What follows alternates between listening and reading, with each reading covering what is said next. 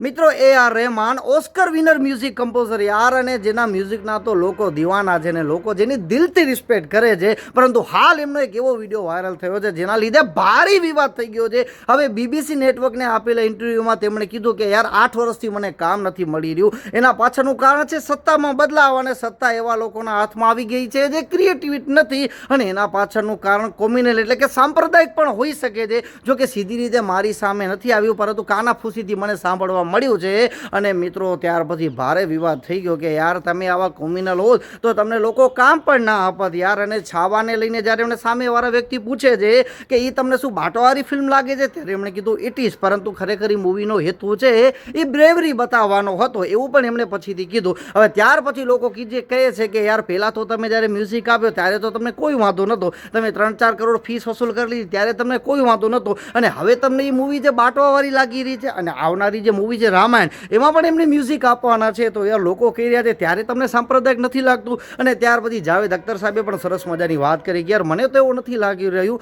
લોકો મારી સાથે તો બરાબર ગુલી મિલી રહ્યા છે ને મને એવું કોઈ કારણ દેખાઈ નથી રહ્યું, પરંતુ તમે વધારે પડતા પશ્ચિમી દેશોમાં જોડાયેલા હો છો એટલે નાના નાના પ્રોડ્યુસર તમારી પાસે આવતા વિચાર કરતા હોય છે કે એ હા પાડશે કે નહીં હા પાડે. અને શાને પણ સરસ મજાની વાત કરી યાર કે જો સાંપ્રદાયિકતાની વાત હો તો ત્રણેય ખાન છે હાલમાં સુપરસ્ટાર છે, એ સુપરસ્ટાર ન હોત, અને દરેક જણા મિત્રો પોતપોતાનું મંતવ્ય આપ્યું છે. પરંતુ હવે લોકો કહી રહ્યા છે કે યાર આટલો માન સન્માન ભારતમાંથી મળ્યો હોવા છતાં યાર આવી વાતો કરી રહ્યા છે. જોકે એમનો પણ વિડીયો સામે આવ્યો છે, એમણે કીધું કે યાર કોઈની ભાવનાને ઠેસ પહોંચાડવાનો મારો ઈરાદો નહોતો, યાર ભારત મારો ગુરુ છે.